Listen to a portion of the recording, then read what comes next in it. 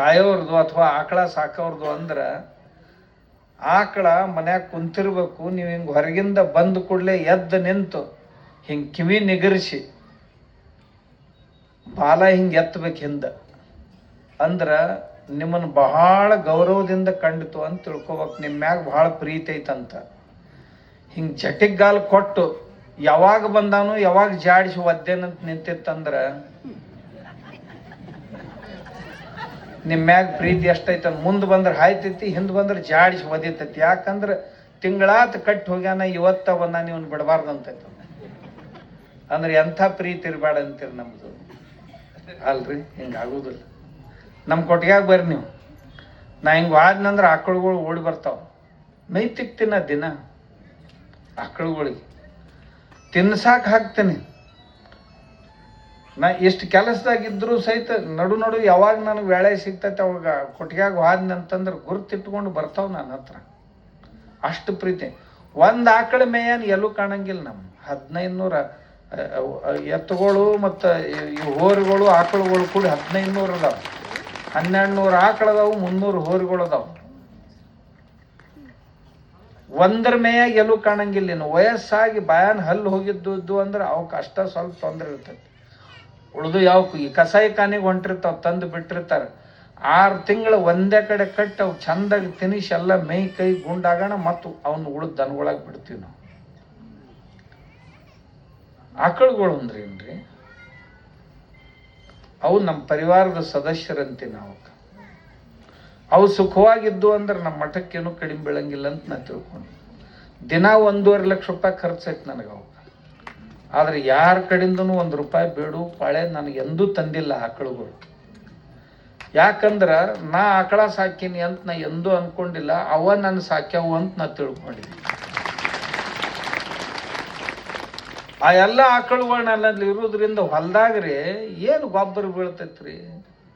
ಸುತ್ತಮುತ್ತ ಹಳ್ಳಿಯವ್ರು ಬಂದ್ರಂದ್ರೆ ಯಾರು ಸಾವಯವ ಕೃಷಿ ಮಾಡ್ತೀವಂತಾರ ಅವ್ರಿಗೆ ನಾ ಮೊದಲನೇ ವರ್ಷ ಗೊಬ್ಬರ ಪುಕ್ಕಟ್ಟೆ ಕೊಡ್ತೇನೆ. ನೀವು ಸಾವಯವ ಕೃಷಿ ಮಾಡೋರಿದ್ರಂದ್ರೆ ಮೊದಲನೇ ವರ್ಷ ನಿನಗೆ 1 ಎಕರೆಕಾಗಷ್ಟು ಗೊಬ್ಬರ ಕೊಡ್ತೀನಿ ಅಂತ.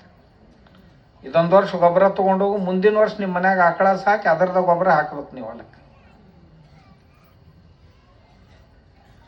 ನೀವು ಯಾರ ಮಾಡೋರಿದ್ರೆ ಹೇಳ್ರಿ, ಬಂದು ತೊಗೊಂಡೋಗೋರಿದ್ರೆ ಹೇಳ್ರಿ, ನಿಮಗೂ ಕೊಡ್ತೇನೆ. ಮತ್ತು ಒಯ್ದು ಮಾರ್ಕೋಬಾರ್ದು, ಕೊಟ್ಟಾರಂತ ತಿಳ್ಕೊಂಡು.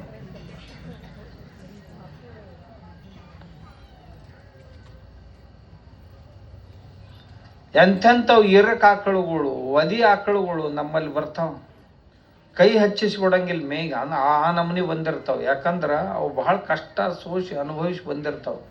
ಅಂಥವನ್ನ ನಾವು ಪ್ರೀತಿಯಿಂದ ಮೇಮ್ಯಾಗ ಮೈ ಸವರಿ ಮಾಡಿ ಬೆಳೆಸ್ತೀವಿ ಅಂದ್ರೆ ಹಿಂದೆ ತಾನೇ ಬೆನ್ನು ಹತ್ತಾವ.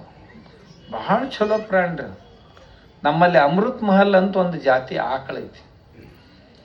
ಆಕಳನ್ನ ನೀವು ಪ್ರೀತಿಸಿದ್ರಿ ಅಂದ್ರೆ ನಿಮ್ಮ ಮನ್ಯಾನ ಸಾಕಿದ ನಾಯಿ ಮತ್ತೊಬ್ಬರನ್ನ ಯಾರ ನಿಮಗೆ ವಕ್ರ ದೃಷ್ಟಿಯಿಂದ ಕೈ ಹಚ್ಚಿದ್ರಂದ್ರೆ ಹೆಂಗೆ ನಾಯಿ ಕಡಿತೈತಲ್ಲ, ಮಾಲಕ್ಕೆ ಕೈ ಹಚ್ಚಿ ಕೊಡಂಗಿಲ್ಲಲ್ಲ, ಹಂಗೆ ಆ ಆಕಳುಗಳು ಅವುಗಳನ್ನು ಪ್ರೀತಿಸುವಂಥವ್ರ ಮೇಲೆ ಯಾರ ಓಡಿ ಬಂದ್ರಂದ್ರೆ ಹೋಗಿ ಹಾಲು ಖಲಾಸ್ ಮಾಡಿಬಿಡ್ತಾವ. ಅಷ್ಟು ಪ್ರೀತಿ ಅವು. ಅಮೃತ್ ಮಹಲ್ ಅಂತ ಈ ನಮ್ಮ ಚಿಕ್ಕಮಗಳೂರು ಜಿಲ್ಲೆ ಒಳಗೆ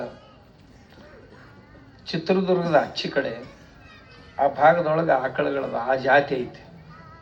2ನೇ ಮಹಾಯುದ್ಧದೊಳಗೆ ಈ ತೋಪು ಗಾಡಿಗಳನ್ನು ಜಕ್ಕೊಂಡು ಹೋಗಾಕ ಯಂತ್ರಗಳು ಕಡಿಮೆ ಬಿದ್ದು ಅವಾಗ ಆಕಳುಗಳನ್ನ ಹೂಡಿದ್ದು. ಯಂತ್ರಗಳಿಗಿಂತಲೂ ಭಾಳ ಫಾಸ್ಟ್ ಹೋಗ್ತಿದ್ದು, ಭಾಳ ಸ್ಪೀಡ್ ಹೋಗ್ತಿದ್ದು. ಅಷ್ಟೇ ಅಲ್ಲ, ಈ ಸದ್ದ ಸಹಿತ ನಮ್ಮ ಕೊಟ್ಟಿಗೆಯಾಗ ಅಮೃತ್ ಮಹಲ್ ಆಕಳ ಕರುಗಳು 15 ದಿವಸದ ಕರ. ಈಗೇನು ನಿಮ್ದು ಇದು ಕಂಪೌಂಡ್ ಐತಲ್ಲ, ಇದನ್ನು ಆರಾಮಾಗಿ ಜಿಗಿತೈತೆ ನೋಡ್ರಿ. 15 ದಿವಸದ ಈಗೇನು ನೀವು ಇಟ್ಟಿರಲ್ಲ ಇದನ್ನು ಆರಾಮಾಗಿ ಜಿಗಿತೈತೆ ನೋಡ್ರಿ 15 ದಿವಸದ ಕರ. ಅಂಥ ಶಕ್ತಿ ಇರ್ತಾವೆ. ಒಂದೊಂದು ಜಾತಿ ಒಂದೊಂದು ವೈಶಿಷ್ಟ್ಯ. ನನ್ನ ಹತ್ರ 23 ಜಾತಿ ಆಕಳುಗಳು ಅದಾವೆ, ಬೇರೆ ಬೇರೆ ಬೇರೆ ಬೇರೆ ಪ್ರದೇಶ. ಎಷ್ಟು ತಂದ್ರು ನನಗೆ ಬೇಸರಿಲ್ಲ. ಇನ್ನೂ ಇಷ್ಟು ಇರಬೇಕಂತೈತಿ. ಸಿದ್ದೇಶ್ವರ ಅಪ್ಪಗಳು ನನ್ನ ಹತ್ರ 100 ಆಕಳಿದ್ದಾಗ ಇನ್ನೂ ಎಷ್ಟು ಸಾಕೋರು ಅಂದರು. 200 ಆಗುತ್ತಾನೆ ಇಟ್ಕೋತೀನಿ ರೀ, ಮುಂದಿನ ಕೊಡ್ತೀನಿ ಅಂದೆ. 200 ಅದು ಮುಂದೆ 200 ಆದವು ಅಲ್ಲ, ಮುಂದೆ 500 ಆಗೋಣ ಕೊಡ್ತೀನಿ ರೀ ಅಂದೆ. ಅಪ್ಪಗಳು ಅಂದ್ರು 500 ಆದವಲ್ಲ ಗುರುಗಳ, 1000 ಆಗಲ್ರಿ ಬುದ್ಧಿ, 1000 ಆಗಿಂದ ಮುಂದೆ ಹಿಂದಗಡೆ ಕೊಡ್ತೀನಿ ಅಂದೆ. 1000 ಆಗಣ, ಈಗ 1500 ಆಗ್ಯಾವ. ಈಗ ನಾ ಅಂತೀನಿ 15,000 ಆದರೂ ಇಟ್ಕೊಳ್ಳೋದವ. ಬಂದು ಯಾರು ಅಲ್ಲಿ ಅಂತಾರಂದಾಗ ನಾವೇ ಇಟ್ಕೋಬೇಕಲ್ಲ. ಅವು ಎಲ್ಲ ನೀವು ಕೃಷಿಕರ ಮನ್ಯಾಗ, ಒಕ್ಕಲಿಗರ ಮನ್ಯಾಗ ಆಕಳುಗಳು ಇರ್ಬೇಕ, ನಿಮಗರ ಯಾವ ಬ್ಯಾಡ ಆಗ್ಯಾವಪ್ಪ. ಈಗ ಮನ್ಯಾಗ ಯಾರು ಮಾಡೋರ ಇಲ್ರಿ ಅಂತ, ಮತ್ತು ನಿಮ್ಮನ್ನೇನು ಒಯ್ದು ಒಲ್ಯಾಗ ಹಾಕೋದ? ಮನ್ಯಾಗ ಯಾರು ಮಾಡೋರಿಲ್ಲ ಅಂತ ಮನೆ ನೋಡಿದ್ರೆ ಮನೆ ತುಂಬೈತಿ ಮಂದಿ, ಮತ್ತು ಇವ್ರನ್ನೇನು ಒಯ್ದು ಒಲ್ಯಾಗ ಹಾಕೋದು? ಏನು ಬಾಯಾಗ ದೊಡ್ಡ ಕಲ್ಲು ಕಟ್ ಮುಣುಗ್ಸೋದು ಅಲ್ರಿ. ನಾವು ಆಕಳ ಸಾಕ್ಲಿಲ್ಲ ಅಂದ್ರೆ ಹೆಂಗ? ಹುಡುಗರಿಗೆ ಹಾಲ, ಮೊಸರ, ಮಜ್ಜಿಗೆ, ತುಪ್ಪ ಹೆಂಗೆ ಉಣಿಸ್ಬೇಕಂತೀರಿ ನೀವು? ಉಣಿಸಿದ್ರು ಹುಡುಗರು ಚಂಡ ಪುಟ್ಟದಂಗೆ ಪುಟ್ಟಿತಾವು. ಈಗ ಹುಡುಗರು ಯಾಕಡೆ ಹೋಗಿ ಗಾಡಿಗೆ ಹಾಯ್ತಾವ ಹೇಳಕ್ಕ ಬರುದಿಲ್ಲ. ಈ ಕಡೆ ನೋಡ್ತಿರ್ತಾವ, ಈ ಕಡೆದು ಕಾಣ್ತಿರ್ತಾವ, ಗಾಳಿಗೆ ಹಾರೆ ಹೊಕ್ಕವ ಅನ್ನಂಗೆ ಇರ್ತಾವ. ಇನ್ನು ಕೆಲವೊಂದು ಆ ಕೋವಿಡ್ ಆದಾಗಿಂದ ಮತ್ತೆ ಉಲ್ಟಾ ಆಗೈತಿ. ಈ ಕೋವಿಡ್ ಹೋಗಿಂದ ಏನು ಹುಡುಗರು ಹುಟ್ಟಾಕತ್ತೇವಲ್ಲ, ಹುಡುಗರು ಹುಡುಗರು ಏನ್ರ ಗುಂಡು ಈ ನಮ್ನೆ ಆಗಾಕತ್ಯಾವು. ಏನು ತಿನ್ನಿಸ್ತಿರು, ಏನು ಮಾಡ್ತಿರು? ಆ ವಯಸ್ಸಿಗೆ ಇಷ್ಟು ತೂಕ ಇರಬಾರ್ದು. ಈ ತೂಕ ಯಾಕೆ ಬೆಳಿತೈತಿ ಅಂದ್ರೆ ಆ ಮಕ್ಕಳಿಗೆ ಹಾಲ, ಮೊಸರ, ಮಜ್ಜಿಗೆ, ತುಪ್ಪ ಇಲ್ಲ. ಇತ್ತು ಅಂದ್ರೆ ನಮ್ಮ ಶರೀರದೊಳಗೆ ಬೊಜ್ಜ ಅಂತ ಏನು ಇರ್ತೈತಲ್ಲ ಅದನ್ನು ಕಡಿಮೆ ಮಾಡ್ತೈತಿ ಆಕಳ ಹಾಲ, ತುಪ್ಪ, ಮೊಸರ. ಎಷ್ಟು ಬೇಕು ಅಷ್ಟ ಇಡ್ತೈತಿ, ಹೆಚ್ಚಿದ್ದದನ್ನು ತೆಗೆದಾಗ್ತೈತಿ. ಯಾರ ಶರೀರದೊಳಗೆ ತೂಕ ಕಡಿಮೆ ಐತೆ ಅವ್ರದನ್ನು ತುಂಬತೈತಿ, ಯಾರ ಶರೀರದಾಗ ಹೆಚ್ಚೈತೆ ಅದನ್ನು ತೆಗೆದು ಹಾಕ್ತೈತಿ. ಇದು ಜವಾರಿ ಆಕಳ ಸ್ವಭಾವ. ಒಂದು ಆಕಳ ಮನ್ಯಾಗ ಕಟ್ಕೊಂಡ್ರಿ ಅಂತಂದ್ರೆ ಒಬ್ಬ ಡಾಕ್ಟರ್ನ ಇಟ್ಕೊಂಡಂಗೆ ಮನ್ಯಾಗ ಡಾಕ್ಟರ್ನ ಇಟ್ಕೊಂಡಂಗೆ ನೋಡಿರ್ಬೇಕಾದ್ರೆ. ನಮ್ಮಲ್ಲೇ ಕಿಮ್ಮತ್ ಗೊತ್ತಿಲ್ಲ. ನೀವು ಅಮೇರಿಕಕ್ಕೆ ಹೋಗ್ರಿ, ಲಂಡನ್ದಾಗ ಹೋಗ್ರಿ, ಆಕಳಿಗೆ ಮೇಮ್ಯಾಗ ಕೈ ಆಡ್ಸಕ್ಕೆ $1. $1 ಅಂದ್ರೆ 92 ರೂಪಾಯಿ. $1 ಅಂದ್ರೆ 92 ರೂಪಾಯಿ.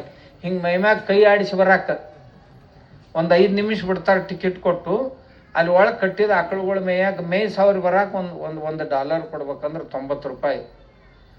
ಇನ್ನು ಆಕಳುಗಳಿಗೆ ಗಂಗೆದೊಗಿಲಿನ ಮ್ಯಾಗ ಕೈ ಆಡಿಸೋದು, ಆಕಳುಗಳಿಗೆ ಒಂದು ಜರ ಅಪ್ಕೊಳ್ಳೋದು, ಇದಕ್ಕೆ $5, $400 ರೂಪಾಯಿ. ನಮ್ಮಲ್ಲಿ ಮನ್ಯಾಗ ಅದಾವು, ಯಾರು ನೋಡಕ್ ತಯಾರಿಲ್ಲ. ಇವು ಬರೇ ನಾಯಿನ ಅಪ್ಕೋತಾವ. ಯಾಕಂದ್ರೆ ತನ್ನ ಜಾತಿಯನ್ನ ಹುಡುಕ್ಯಾಡ್ಬೇಕಲ್ಲ. ಮೊದಲು ನಮ್ಮ ಮನೆಗೊಳಗೆ ಪದ್ಧತಿ ಏನೈತಿ ಹೇಳಿ ಅಂದ್ರೆ, ರೊಟ್ಟಿ ಮಾಡಕ್ ಹತ್ತಿದ್ರ ನಮ್ಮ ಅವುಗಳಂದ್ರ ಮೊದಲನೇ ರೊಟ್ಟಿ ಆಕಳಿಗೆ, ಮೊದಲನೇ ರೊಟ್ಟಿ ಏನು ಬಡಿತಿದ್ರು ಕೊಮ್ಮಣಿಗಾಗ ಅದನ್ನ ಆಕಳಿಗೆ ಕೊಡ್ತಿದ್ರು. ಎರಡನೇ ರೊಟ್ಟಿ ಮನೆಯವರಿಗೆ. ಕಡಿ ರೊಟ್ಟಿ ಏನಿರ್ತಿತ್ತು ಅದು ನಾಯಿ ರೊಟ್ಟಿ ಇರ್ತಿತ್ತು. ಹೌದಾ ಇಲ್ಲ? ಹಿಟ್ಟು ಹೆಚ್ಚ ಕಡಿಮೆ ಇದ್ರು ಸಹಿತ ಹಿಡಿದು ಒಂದ ರೊಟ್ಟಿ ಬಡ್ದು ಬಿಡುದು, ಅದು ನಾಯಿ ರೊಟ್ಟಿ ಅಂತಿದ್ರು ಅದಕ್ಕೆ. ಈಗೇನಾಗೈತಿ? ಆ ನಾಯಿ ರೊಟ್ಟಿ ತಿಂತಾಳ,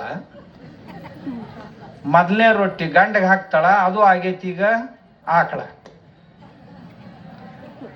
ಗಂಡ ಅಂದ್ರೆ ಬಸವಣ್ಣ ಆದಂಗೆ ಆಗೈತಿ. ಯಾಕಂತಂದ್ರೆ ಅದು ಮೊದಲನೇ ರೊಟ್ಟಿ ಆಕಳಿಗೆ ಹಾಕ್ಬೇಕಾಗಿತ್ತು, ಇವಾಗ ಹಾಕ್ಯಾಳ. ಇವ ಕೆಟ್ಟ ಬಸವಣ್ಣ ಆದಂಗೆ ಆಗ್ಬಿಟ್ಟ. ಏನಂದ್ರು ಮಾತಾಡಂಗಿಲ್ಲ. ನೀ ಏನು ಬೇಯಿ ನೀ ಏನಂತಿ ಅನ್ಸ್ಕೊಂಡು ಹೋಗ್ತೈತಿ. ಯಾಕಂದ್ರ ಆ ಮೊದಲನೇ ರೊಟ್ಟಿ ತಿಂದಿದ್ದು ಹಿಂಗಾಗೈತಿ. ಕೊನೆ ರೊಟ್ಟಿ ತಾನ ಜಡಿತಾಳ. ಯಾವ್ದು ನಾಯಿಗೆ ಹಾಕಬೇಕಾಗಿತ್ತು ಅದನ್ನ ತಾನ ಜಡಿತಾಳ. ಮನೆಗೆ ಬಂದು ಕೂಡಲೇ ಬಾವು ಚಾಲೂನಾರ. ಹೆಂಗ್ರಿ ನೀವು ಇದೊಂದು ಮಾನಸಶಾಸ್ತ್ರ ಐತಿ. ಇದನ್ನ ಅಧ್ಯಯನ ಮಾಡ್ರಿ, ನೀವು ಅಭ್ಯಾಸ ಮಾಡ್ರಿ, ಗೊತ್ತಾಕತಿ ನೀವು. ಅವು ನಡುವಿನ ರೊಟ್ಟಿ ಹುಡುಗರು ಪಡಗರು ತಿಂತಾವ, ಆಟ ಕಟ್ಟದಾವ. ನೀವು ಹೇಳ್ತೇನ್ರಿ ಅವರ, ನಾವು ಏನೇ ಮಾಡಿದ್ರು ಸಹಿತ ಅದ್ರೊಳಗೆ ನೋಡ್ರಿ, ಹೊಸ ಬಟ್ಟೆ ತಂದ್ರಂದ್ರೆ ಮೊದ್ಲು ಆಕಳ ಮೇಮ್ಯಾಗ ಹಾಕ್ತಿದ್ರಿ ಇಲ್ರಿ? ಆಕಳ ಮೇಮ್ಯಾಗ ಹಾಕಿ ಹಿಂದಗಡೆ ಉಟ್ಕೊಳಕ್ ಮತ್ ಮಗ್ಗಲ ಮನೆಯವ್ರು ಕೊಡುದು ಅವನ್ನ. ಅವ್ರ ಮಗ್ಗಲ ಮನೆಯವ್ರದ್ದು ಸೀರೆ ಹೊಸ ತಂದಿಯೇನು, ನಂದಲ್ಲ ಯವ ಈಕಿಂದು, ನಂದಲ್ಲ ಯವ ಈಕಿಂದ ಅಕ್ಕಿ ಪ್ರಚಾರ ಮಾಡಾಕಿ. ಈ ಅವು ಸೀರೆ ತಂದದ್ದನ್ನ ಆ ಅವು ಪ್ರಚಾರ ಮಾಡಾಕಿ ತಾವು ಉಟ್ಕೊಂಡು. ಎಂಥ ಪದ್ಧತಿ ಇತ್ತು ನಮ್ಮಲ್ಲಿ. ಈಗ ಯಾರಿಗೆ ಇಲ್ಲ. ಆಕಳ ಹತ್ರ ಮನ್ಯಾಗ ಇಲ್ಲ.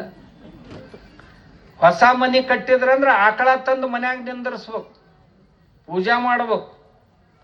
ಮನ್ಯಾಗ ಏನಾರ ಹಬ್ಬ ಹುಣ್ಣಿ ಇದ್ರ ಸಗಣಿಲೆ ಸಾರಿಸಿ ಗೋಮೂತ್ರ ಮನೆಯೆಲ್ಲ ಸಿಂಪಡಿಸ್ಬೇಕು. ಯಾಕ?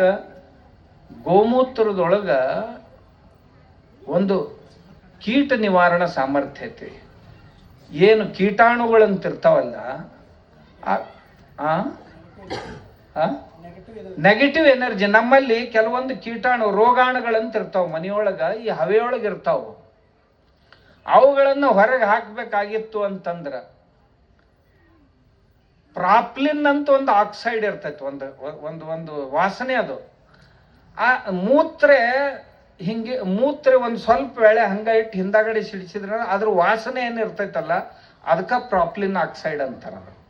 ಅದನ್ನ ಮನ್ಯಾಗ ಸಿಡಿಸಿದ್ರೆ ಅಂದ್ರೆ ಎಲ್ಲ ವಿಷಾಣುಗಳು ಸತ್ತು ಹೋಗ್ತಿದ್ದು. ಅದು ಇವತ್ತೂ ಸತ್ಯ. ಆಕಳ ಉಸಿರು ಬಿಡ್ತಿತ್ತು ಅಂದ್ರೆ ಆಕಳ ಗಗ್ಗರಿಗಟ್ಟಿಗೆ ಕಟ್ತಿದ್ರು ಮನ್ಯಾಗ. ಯಾವಾಗ್ಲೂ ಏನ್ ಪಡಸಲ್ ಇರ್ತಿತ್ತಲ್ಲ, ಪಡಸಲಿ ಮುಂದೆ ಆಕಳುಗಳು ಎತ್ತುಗಳು ಕಟ್ಟು ಪದ್ಧತಿ.